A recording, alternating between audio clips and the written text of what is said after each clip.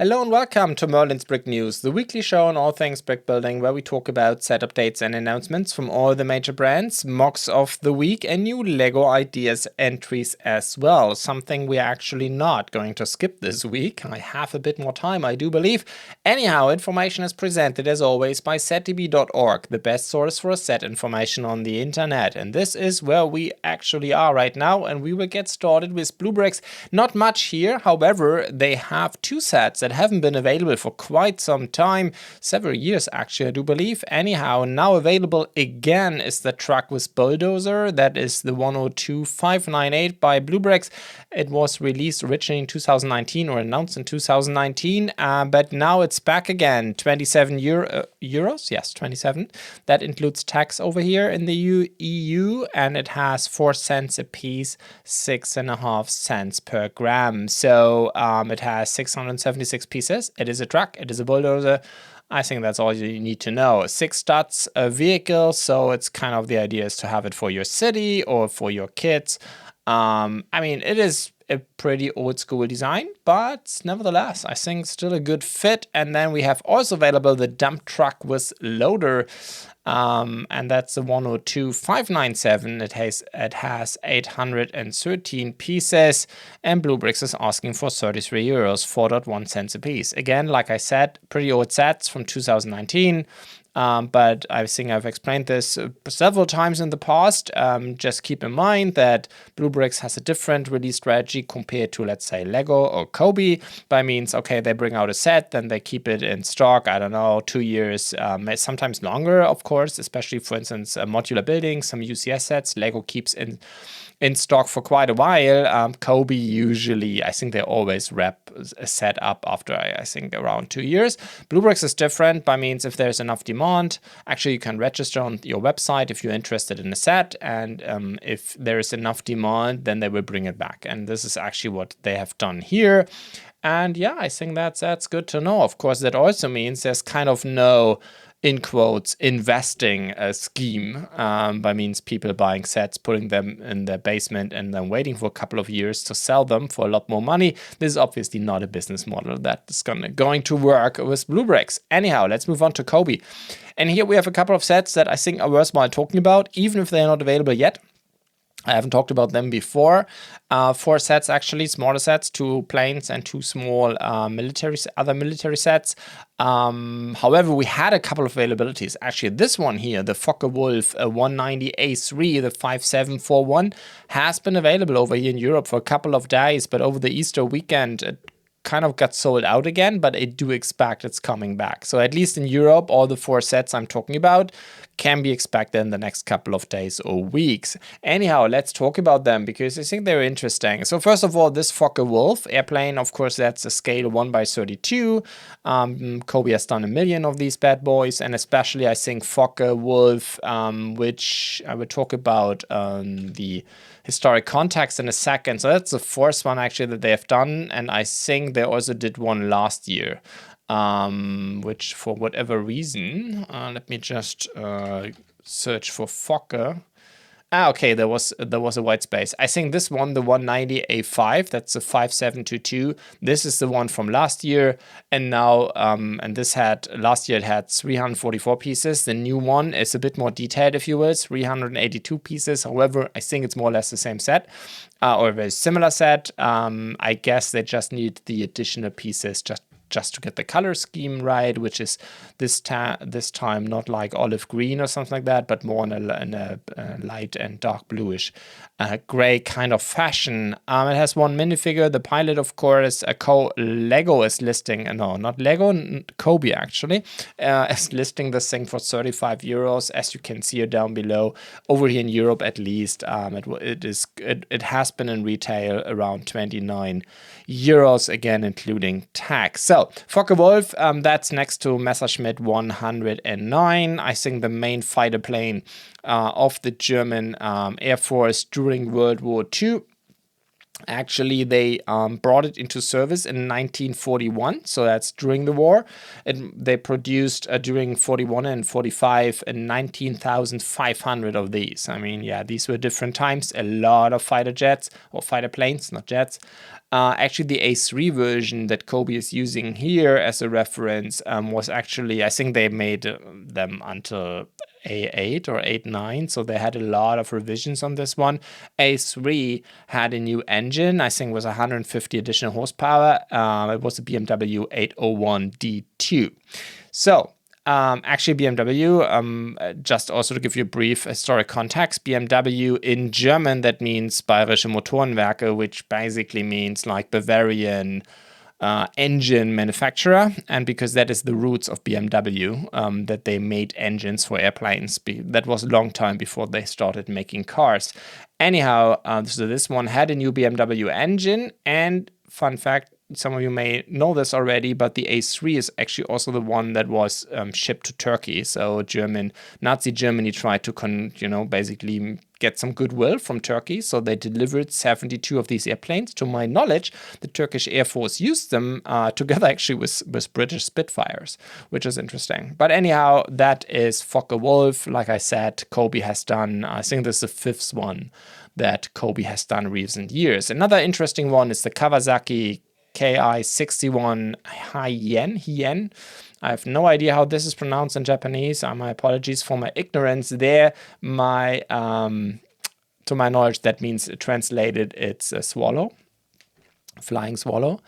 It is a scale 1/32 airplane, like the previous one, 324 pieces. It was designed by the chief engineer TaiGaoLe, who was actually the successor of the German Richard Vogt, who was here from the Stuttgart area. Actually, that's actually where I'm located. So he's from Schwäbisch Gmünd, actually, or was from Schwäbisch Gmünd. He died in 1979 in the US, actually. He had very interesting career. So he worked in several countries, including, like I said, he was a chief engineer in Japan. I think between 1923 and 22 and 33, something like that, in that ballpark. He worked, of course, for the German military complex during the war, and after the war, he was. I think he was moved into the US. I think it was not entirely on his free will, but like so many engineers, including, of course, many famous NASA engineers, they stayed in the US after the war. And this was the case with him as well. Anyhow, this airplane was done by his successor, like I said previously. However, there's a lot of German engineering influence in this fighter plane. Anyhow, Japan made around 3,000 of these between 1942 and 1945. To my knowledge, I'm actually not sure. Has Cobi done one before? Yes. This is actually the second one that they did. They did previously the 5520. However, this is a very old set with only 260 pieces, and I guess it gives you also an idea. It's actually a small army set. I think small army is something that they used in the past for their kits sets.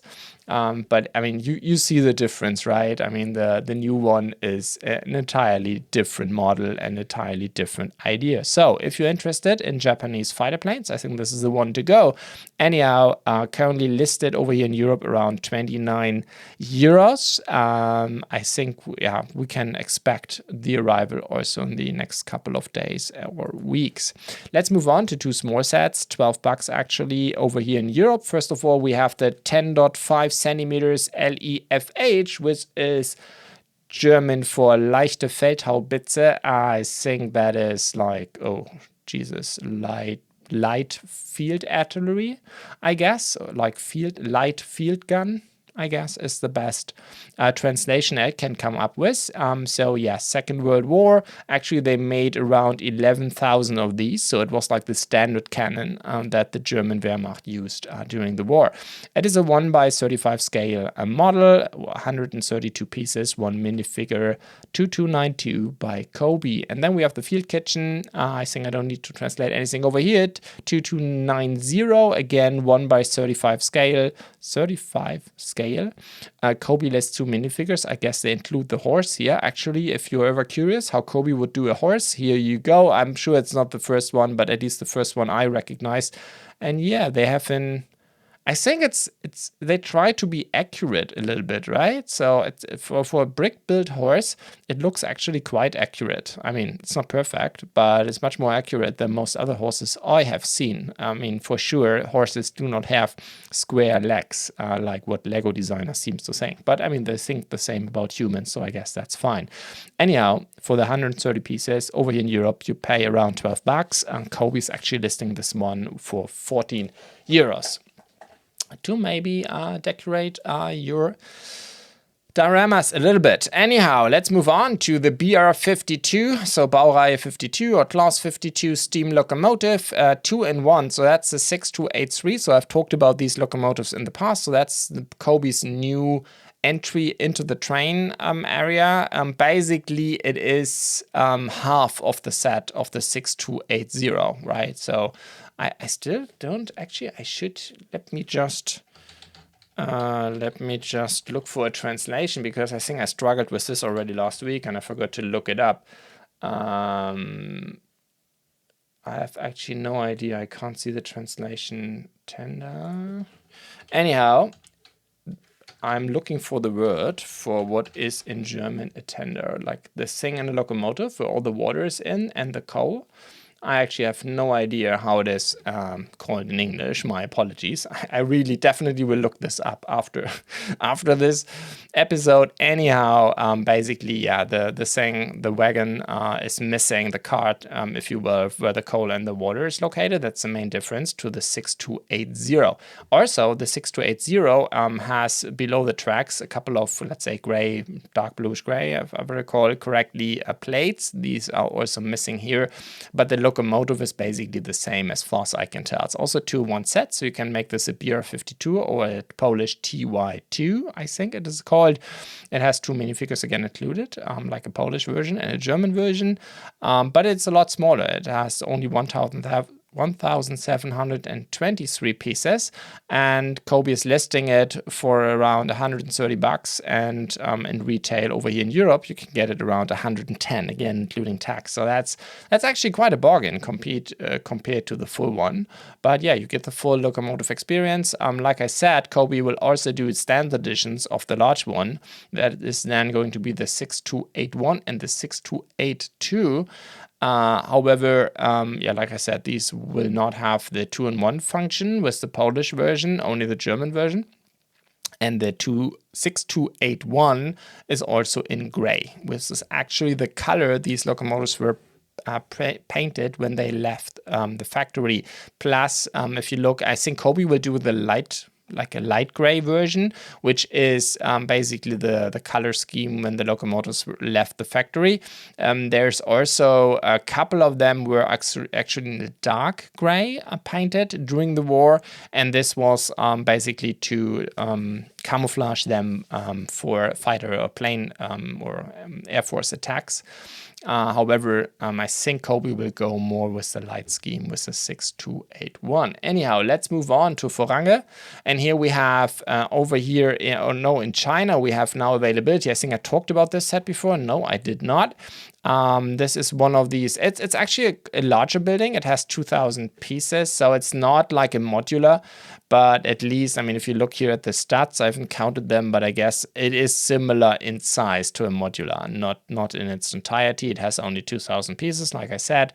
You have now availability of this one in China, around $70 US. That's 3.5 cents a piece. As always, usually in the price here, I include shipping to Central Europe. Of course, depending on where you live, shipping will be different.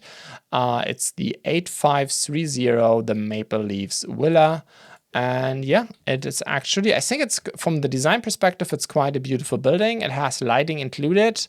It's this battery powered lighting. I'm not the biggest fan. Personally, I prefer like a USB connector, and then you can put it in a wall outlet or something like that. This is what I personally prefer. But anyhow, if this is your cup of tea, both from a design as well as electrification perspective, here you go. Actually, if will actually post a review on this one on the German side. But anyhow, let's move on to Lego. And here, of course, I mean, we are approaching May the 4th, and we have also the 40-year anniversary of Return of the Jedi. As a result, Lego is going full steam ahead around this anniversary, and they will actually, I think, release, let me count, 4 sets, I think, around that.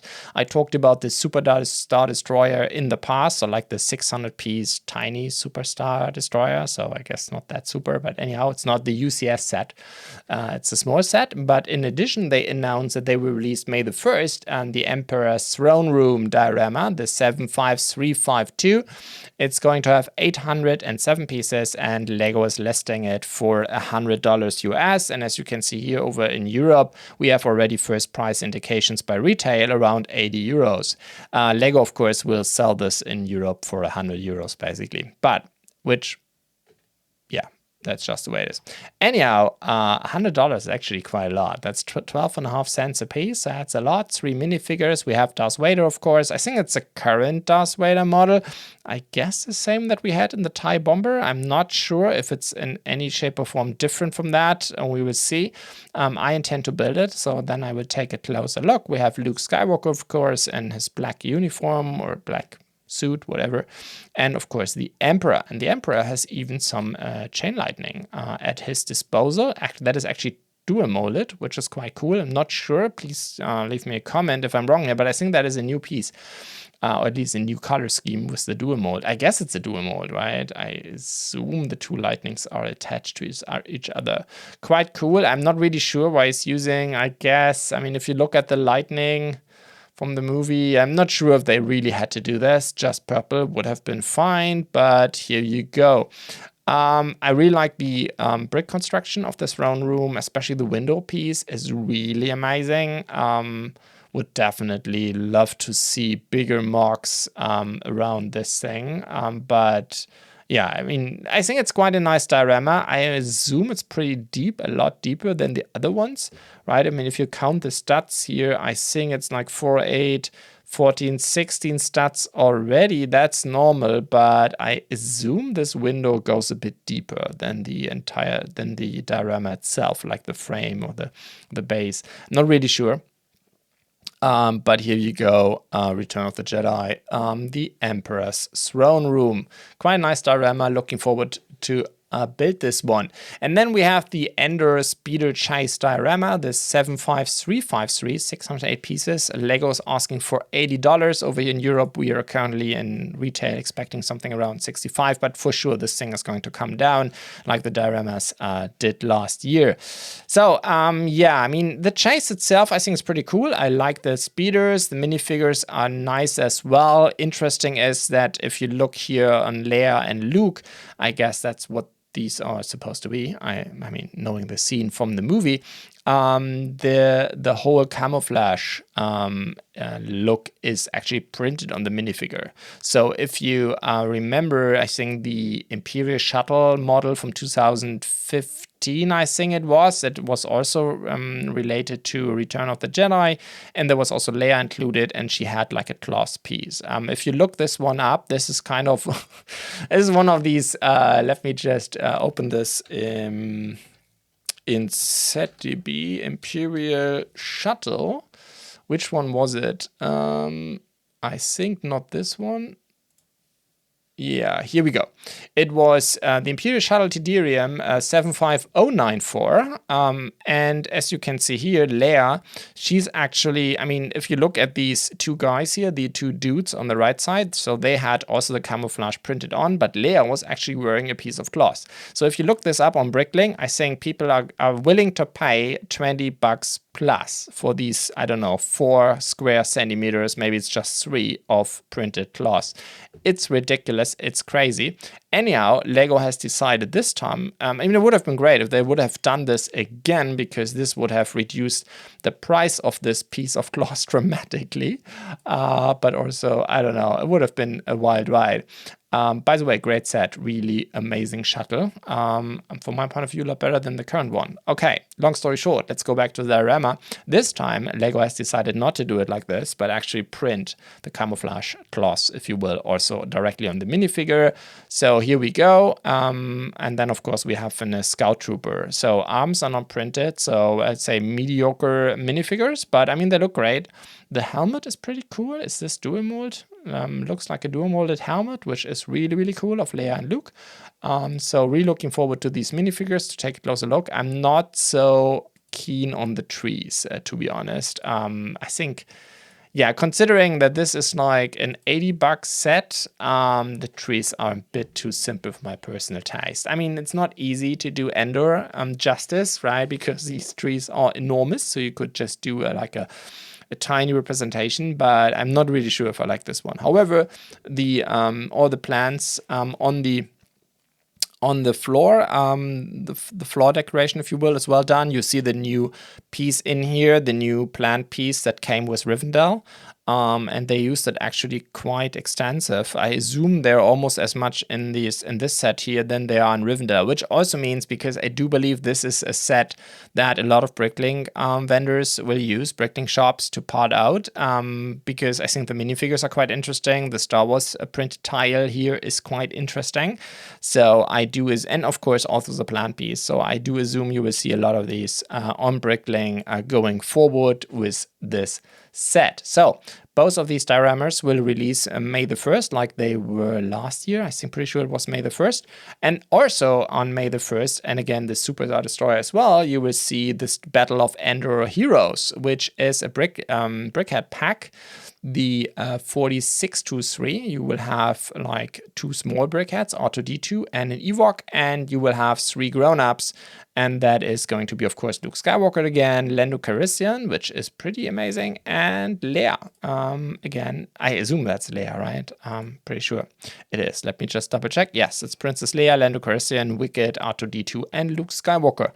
I don't know. I mean, R2-D2 I really like. The others, I mean, they are, how should I put it?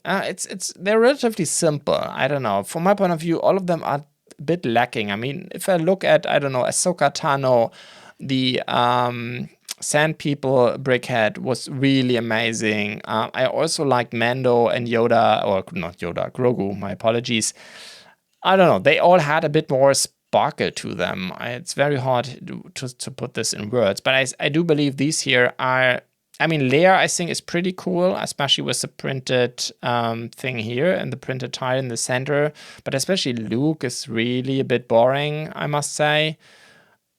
But anyhow, here you go. So also if you want to have like a duel between Darth Vader and his son, you can now, again, episode 6, Return of the Jedi, you can now easily do this because we had Darth Vader not that long time ago. You can actually still buy the brickhead, to my knowledge. And of course, I mean, it's a big pack. You have 5 brickheads, you have 5 individual manuals, like it's typically with even the larger brickhead packs. So you can also buy them, you know, or build them, my apologies, as a family. All of that, however, is more or less preparation for this bad boy here.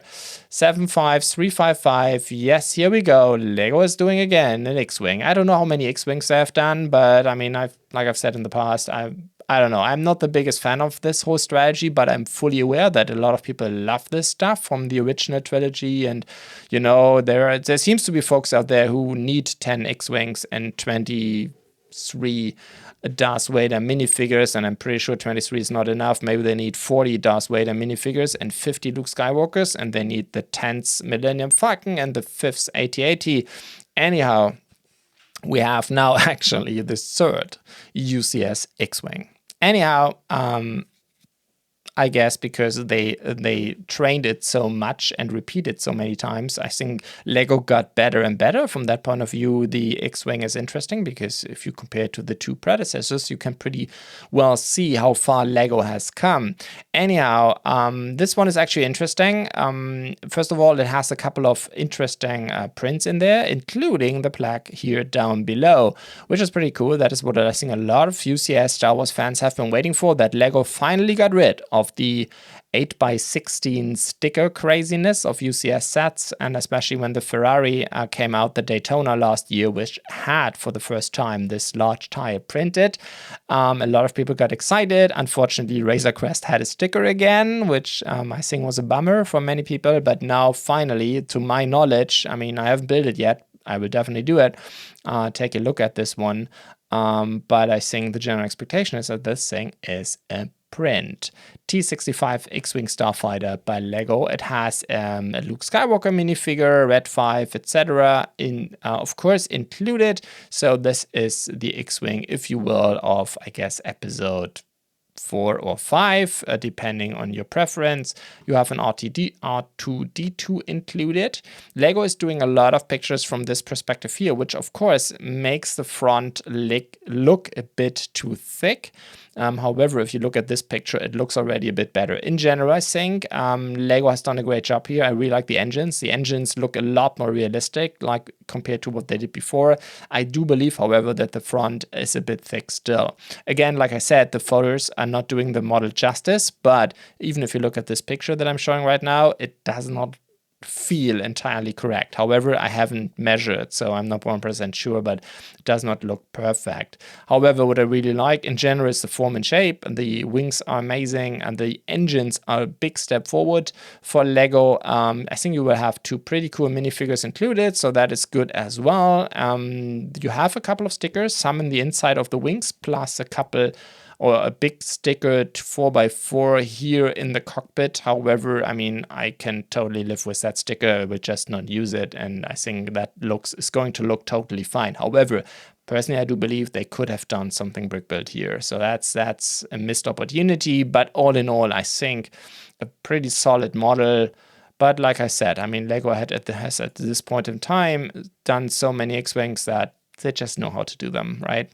Anyhow, 1,949 pieces. It's $240 US. That's basically the same thing that the Land Speeder was last year, so no praise. And it has actually a few more pieces. Obviously, I don't know the weight yet, but for sure it hasn't gotten any bigger. By the way, if you look at the predecessor, that had actually 13 stickers. It had 400 pieces less. And as you can see, the main difference from an optics standpoint is, of course, the engines and also the wings to a certain degree. But the engines look a lot better now in the new model.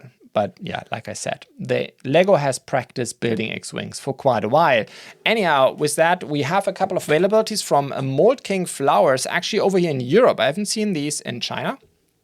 But over here in Europe, we have now like all of these plants. So these are very similar to flowers that we have seen from Lego, but Lego is of course doing always a large set. The goal here with these flowers is, and I will not go click through all of them right now, but of course the idea here is that you can buy individual ones. Each of them has around 100 to 150 pieces. And you can buy them over here in Europe around $5 to $6 each. So you can basically make your own, compilation of flowers. And there's like a lot of them. There's, as you can see, there's a lily. There is, I don't know, there's so many roses, of course, camellias, narcissus. I actually don't know what that is. So cherry blossoms, there's a lot of them. Tulips, and you can closed and open ones, so you can basically make your own compilation. And I think overall, just guessing right now, but it's around 10 different flowers that are actually available and at your disposal.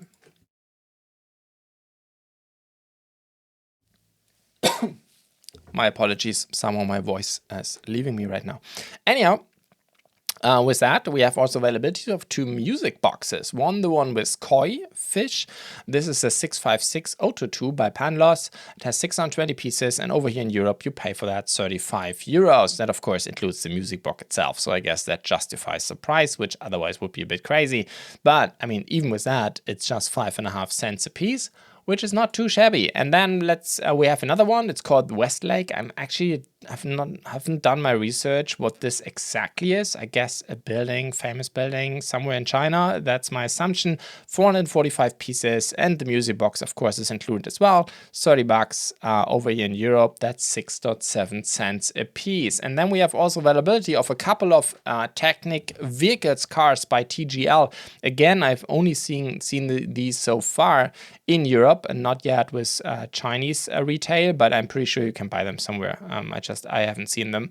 Anyhow, then we have one, actually I don't have a good name, but it was Yeah, it's basically a gigantic metallic blue supercar by TGL. It's a 1/6 scale Technic car. I mean, 1/8 is usually the big ones, right? Like Cada is doing them, or Lego with the Daytona recently, or the supercar series by Lego. So this is 1/6. As a result, for this bad boy, the TGL 5037 has 5,588 pieces. That's crazy. The biggest Cada one is something around 4,500. So this is 1,000 additional pieces to get a vehicle that is 67 centimeters in length, 33 in width, and 22 in height. So it's an enormous car, but I have no idea if it's any good, actually, because I haven't built any TGL so far. So if this thing is too big for you, you have also 1/10 scale vehicle here, the 53.8, 2,289 pieces, and over here in Europe available for $100. By the way, I forgot to mention, did I? No, I did say it, right? 240 for the big one, 100 for the mid-size one, and then also, and this is actually the one I'm personally most interested in, they have also a small one. Actually don't know the scale, maybe 1/12 or something. It has, we're talking about the 3048. It's a red sports car. I mean, it looks a bit like a Ferrari, I guess. 619 pieces. It's a pullback. It is 23 euros. And again, that includes in Europe tax 3.7 cents a piece. That is, it's 28.5 centimeters in length. I mean, it's not a small car, right? And you're paying just $23. Again, I've never built TGL, so I don't know how the piece quality is, but that's a bargain right there. Anyhow, I think, let me just go on. Yeah, Wange. Here we have also in Europe availabilities of the Guggenheim Museum in New York. 902 pieces, $50, 5.5 cents a piece. I think I have reported on this one before. Yes, I did in January, so no reason to repeat anything. Really like the design. I like the building. I also like that they included a bit more of the surroundings and the compound and everything. So all in all, very well done by Wange here. And then we have the Confucius Temple in Nanjing, China, and I'm pretty sure I've pronounced this entirely wrong. Anyhow, 5241 by Wange, 966 pieces, 50 euros, 5.2 cents a piece. Now also available over here, and the same thing I reported on this set already in January. No reason to repeat this here. This was actually all the updates around new sets, announcements, and retail availability. And now let's come to MOCs of the week. And here I've put together a small selection of recently released MOCs. Let's get started with Battle of Jakku by Ryan GC Productions, 1,029 pieces, $8. And actually the Battle of Jakku, I actually had to look this up. I'm actually not sure if this is canon right now, because when Disney acquired Star Wars from George Lucas, I think there was a change in regard, like what is now considered, and I don't know, that's why I'm personally a bit confused where the games are. I think the games are not canon anymore, but I'm not 1% sure. Anyhow, to my knowledge, Battle of Jakku is nothing that, of course, ever happened in any of the TV series or movies, to my knowledge. It's purely Star Wars Battlefront, so the EA game. So that's why, because I never really played these that much, just a little bit, that's why I'm not so familiar with this battle. However, based on the storyline there, I think it's like the biggest or last battle between the New Republic and the falling Empire. And so a lot of crashed and destroyed starships, as you can see here. So you have here a crashed Star Destroyer. Actually, I think in the game there's even a Super Star Destroyer destroyed. However, if you know the size difference between a Star Destroyer and a Super Star Destroyer, the Super Star Destroyer would be a lot bigger than the entire diorama. So I guess that's why this was not included. Nevertheless, I think it's a pretty beautiful diorama. Really like this one. Yeah, it's just nice to have Star Wars sets in this scale. I'm always a big fan of that. And then we have a brickhead, a brickhead of the Predator, like from the movie series or set of movies. I think, how many Predator movies did we have? There was Predator vs. Alien, like, I mean, you know, Predator, a couple of movies. Anyhow, This one here is by Edgar Guax, 246 pieces, $2.49 for this small mark of an amazing Predator brickhead. I mean, I had to look at it for quite a while. Originally, I thought, I don't know, I'm not really sure. But if you look at all the details and all the stuff that you know from the movies, it's actually very well done. Really like the skeleton also here as well. And yeah, it's just a pretty cool brickhead. And I mean, 246 pieces, I think that should be relatively easy to put together. And then we have another extension of, well, I call them extensions of the line Knight's Castle. Obviously, you can use this however you want, but it's a Falcon's Watchtower by BlueBrixx. So BlueBrixx, I've reported on many of his MOCs in the past, has done quite a series on interesting MOCs that fit very well, basically reflect the current building techniques that LEGO has been using with Lion Knight's Castle. So all of them come like from a very similar design, and they can of course be very well put together with Lion Knight's Castle. So they have this outpost, and he has this entire tournament with a lot of different pieces, tents and everything. And then also he started to work on Forest Man, and also now on Falcon. So we have the Falcon's Keep, the Falcon's Stable, and now the Falcon's Watchtower. All of them are very well done, especially if you're fond of LEGO's current design language around Lion Knight's Castle. Personally, I must say, for my personal taste, it was not really detailed enough, a bit too simple. But if you're into this kind of thing, then I think BlueBrixx has you covered. And here for this mark, 1,403 pieces, he's just asking for €5. So yeah, beautifully done, great job. And I think this thing looks really good. Even if you don't own the Lion Knight's Castle, I think this is a beautiful thing on its own. And then we're moving on to something that is maybe a bit easier to get together, because this is an alternate build by PL Marx. So PL Marx is very famous and well known for a couple of architecture alternate builds. Actually, I've built one of his, a Villa Tugendhat, I think. Tugendhat was an alternate build of the White House. But of course, he's mostly famous for his alternate builds of modular buildings. But this thing is entirely different. This is Baba Yaga's hut. And this is an alternate build of the 21318 treehouse, 1,870 pieces. I used out of the original set. He's asking for $5. And I must say, this is I've seen normal MOCs, and we even had LEGO Ideas entries of Baba Yaga's hut. And I think this thing here keeps up quite well, considering that it's an alternate build. I mean, alternate builds are always restricted, right? Because there are limits of, you're limited in your piece lineup. But I think he has done really an amazing job here. It looks more than detailed enough. It looks literally like a set, right? It does not really look like an alternate build. Doesn't look like he had to do a lot of compromise. So great mark, $5. What can go wrong? By the way, LEGO Treehouse. If you ever can get this bad boy into your hands, it's not just an amazing set. I think it's also maybe the #1 set on Rebrickable, if you ask me, when it comes to a high quality lineup of alternate builds. It's amazing what you can do out of the treehouse.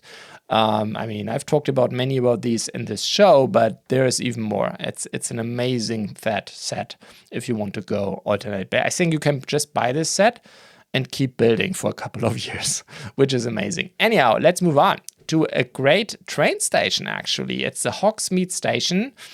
It has 920 pieces from TaiGaoLe, asking for €11. That's more on the higher price range for just 920 pieces. But I do really like this train station. First of all, I think it's a solid design. Looks nice.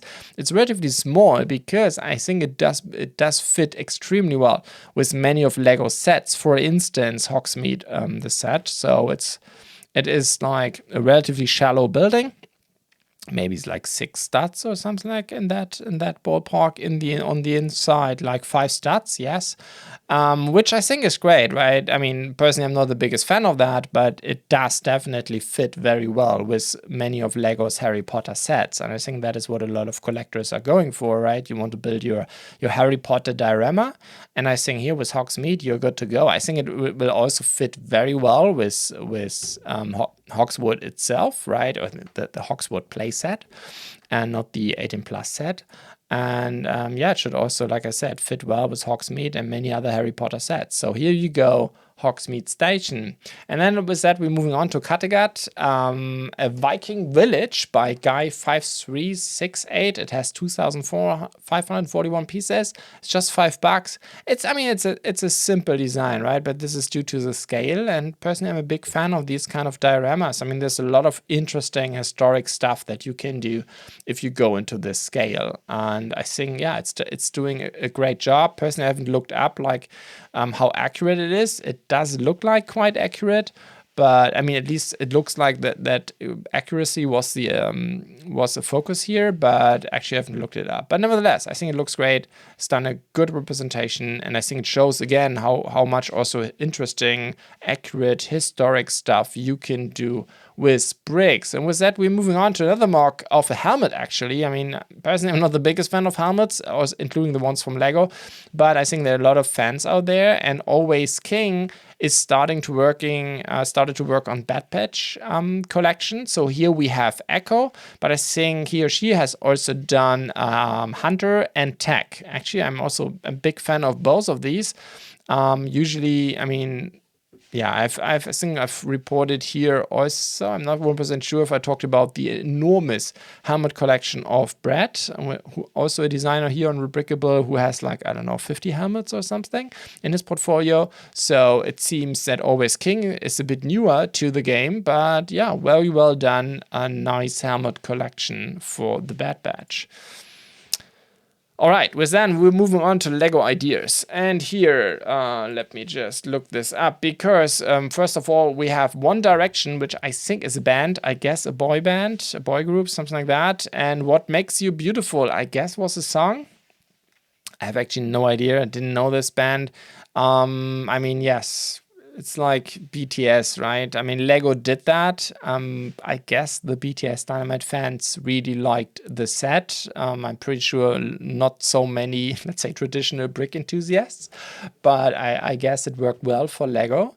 I think it was even in some areas of the world, it was sold out pretty quickly. So I think this set here has a good chance. I assume, personally, like I said, I do not even know much about song or band. Anyhow, I like the design. It's actually well done. I mean, I'm not sure if I like the vehicle, but the entire diorama itself is quite nice. Brick built road, which I really like.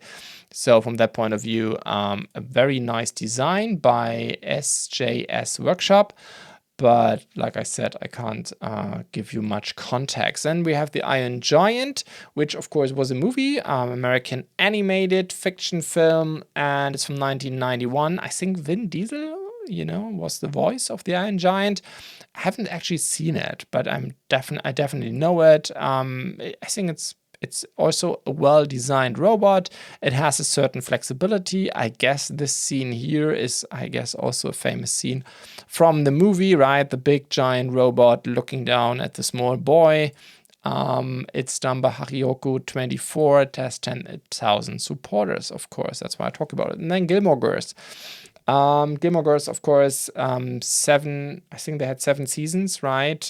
Starting in 2000 around the 3 women. I think it's 3, right? Grandmother, daughter, mom, and daughter. Anyhow, I've actually never seen it, but of course it is quite famous. And as we know, Lego is highly interested in these kind of sitcom licenses. At least this is what it looked like in recent years. Personally, I mean, that's not a bad thing. I was an enormous fan of the Central Perk set, the original idea set, which I think is one of the best Lego sets of all time. But personally, I think Lego overdid it a little bit recently, right? All these sitcom based dioramas, if you will, or rooms or whatever you might, or sets to a certain degree, like film sets. But here you go, Gilmore Girls. Personally, I mean, if you look at the building techniques of this one, I'm not the biggest fan. This is like, old school brick building techniques, which I'm personally not the big fan of, but I know a lot of people are. So here you go, Gilmore Girls made the 10,000 supporters. And then we have, of course, cool runnings of the famous bobsled team from Jamaica in Calgary '88, and of course a lot of people know it, even let's say, Olympic winter game enthusiasts, due to the movie Cool Runnings, right, that came out a couple of years later. Actually, not that many years. I think the movie is from the early '90s, right, and we're talking about Calgary '88. So this became like a pop culture phenomenon quite fast back in the day, and now we have here a Lego Ideas entry. Actually, I really like this one. It's very well done, and I would actually buy it, I think, because I also really loved the movie as a kid. With that, let's move on to the Antique Cabinet, which I think from a brick building technique is amazingly done. I guess it goes close to the 3,000. No, it has only 1,200 parts. It looks like a lot more. I can't help it. I almost can't believe that this was just done with 1,200 pieces. I mean, it's not that big, right? But I mean, there's a lot of stuff in there, a lot of interior. But I think the idea is also to have this kind of cabinet that you cannot just put all the stuff in here that came from this designer, which was, by the way, T-Rauma. But actually, you can put your own stuff in here as well, right? Or as an alternative. Really like the idea. I mean, a lot of people are putting, all the Lego stuff into cabinets. Why not just build a cabinet and then put your most favorite Lego minifigures in there? Actually, quite a nice idea. I mean, right? Maybe not always an antique one like this one, right? I think Star Wars minifigures wouldn't look quite well in this one. But in general, I really like the idea to have a place for your most precious Lego minifigures or tiny builds, etc. With that, we are moving on to something that I am absolutely sure I don't know how to pronounce correctly. Dei Chiama Italia by Face Breakup. That is actually a morning show, I think, from Italy, around these two dudes, Linus and Nicola, I think. Yeah, I guess it's what people would call a morning show. Actually, I've, of course, never seen it. I've looked it up on YouTube. Of course, I don't understand Italian. My understanding is the two dudes are sitting here on this table, and then you have a couple of other dudes sitting on these monitors here in the back. Yeah, here you go. Anyhow, with that, I mean, by the way, I should mention, I really like the brick build design here. I just, again, don't have the context on this Italian show, and I'm pretty sure Lego is not going to do it. However, for all the fans of another sitcom, another TV show, another set, like I said, Lego is really crazy about these. We have Parks and Recreation, which was a sitcom that was aired between 2009 and 2015. It had 125 episodes over 7 seasons. So I guess it was quite successful. If it's successful enough for Lego to pick up as a set, I'm not 100% sure. But in general, I mean, it's very similar to The Office. It's just a different sitcom. It's basically a different office, but it's an office. Very similar building techniques, looks very similar again. So yeah, let's see. Maybe Lego is going to pick this one up. And then we have Stardew Valley. And I'm not sure if I pronounce this correctly. The Stardew Valley Farmhouse, to my knowledge, that is a game. Actually, I guess a mobile game. And here you have a brick built house representing that. Building technique wise, it's quite simple, I would say, and also the design has quite a simple comic look, but I guess this is exactly how the game looks. So I think that is fine from that perspective. Here you go, made the 10,000 supporters. And then we have the 3 newest ones. The Moon, Earth's Companion, that's like a brick built picture presentation, wall painting, poster, whatever you may call it.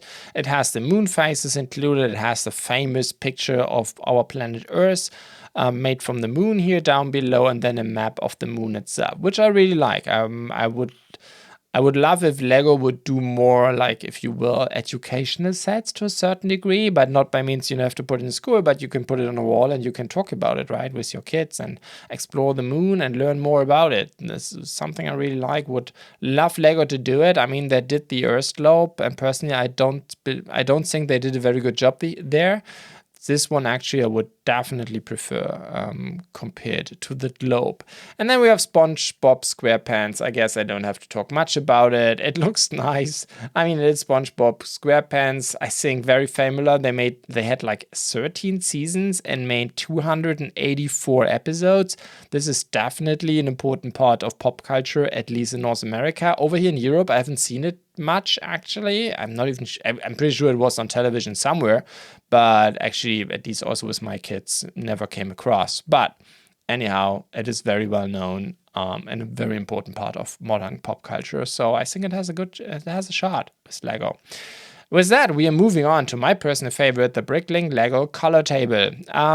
Yeah, what can I say? First of all, I think Lego, what are they called? These Lego recognized designers, like Lego Masters or whatever they call it. I think they have this thing, something like that. So Lego is making these color palette thingies where basically you have the numbers and the names of the color. However, here the idea, of course, is a bit different, by means it's also translation between BlueBrixx and Lego. There were a lot of folks, including myself, who were hoping after Lego acquired BlueBrixx that a bit more alignment would happen. I mean, I hope for a lot more that Lego would do, like, I don't know, get rid of Pick a Brick and instead open up their own BlueBrixx stores inside the BlueBrixx ecosystem. So that was my personal hope, that they would do something like Amazon, by means selling themselves on the BlueBrixx market, and use from my personal point of view, much better BlueBrixx shopping experience for their own shop, and also balance out the BlueBrixx price system and BlueBrixx market a little bit, but at the same time keep an open market for all the BlueBrixx shops out there. This was always my hope. But let's come back to the color scheme. As many of you may know, I think the BlueBrixx color scheme is much more known. Most mock builders use the BlueBrixx color names, right? I mean, like, I don't know, the dark bluish gray is a good example. Everybody calls it dark bluish gray. Lego actually calls it dark stone gray. And this is actually the problem, that BlueBrixx names are, much more known, and a lot of websites also decided to focus on the BlueBrixx names. I think New Elementary, for instance, made that decision a couple of years ago. But Lego sometimes calls the colors different. And sometimes they're very similar. Like, I don't know, you can see this here, a Lego coral. The BlueBrixx coral is actually in Lego a vibrant coral, and we have other differences like these. And sometimes the difference can even bite you in the butt. But for instance, right now, what is happening now is that the trans brown actually is called by BlueBrixx trans black. Yes, folks, everybody who says trans black, that's actually not Lego's opinion. Lego thinks that is a brown, not a black. Problem is, in August, Lego will actually release a first piece, what Lego now calls trans black. So Lego's trans black will be a different color than BlueBrixx's trans black. Actually, that's why BlueBrixx has decided to rename the color, saying they're coming up with something like what they call trans brown, and then in brackets they will call it, I think, trans brown, and then in brackets, okay, formerly known as trans black, something like that. And then they will also introduce trans black to be aligned again with Lego. Anyhow, it's a bit messy, and a lot of folks, including myself, were hoping that they would clean this up. So designer here, Doc Brick, actually said, yeah, I was hoping the same thing, but now I'm giving up, because problem is Lego, even now you have indications that there's no alignment, because they even, in some areas, they even continue to move apart. So the idea was, hey, let's do a color table with two names. And I know that there are companies out there who have done these color palettes as well.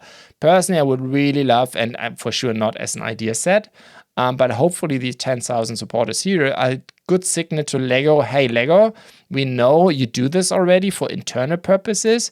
Please do a color palette set, and of course it would be, I mean, I would already be happy if they just put the Lego names on it, or if BlueBrixx would do this set and put only the BlueBrixx names, like it is done here.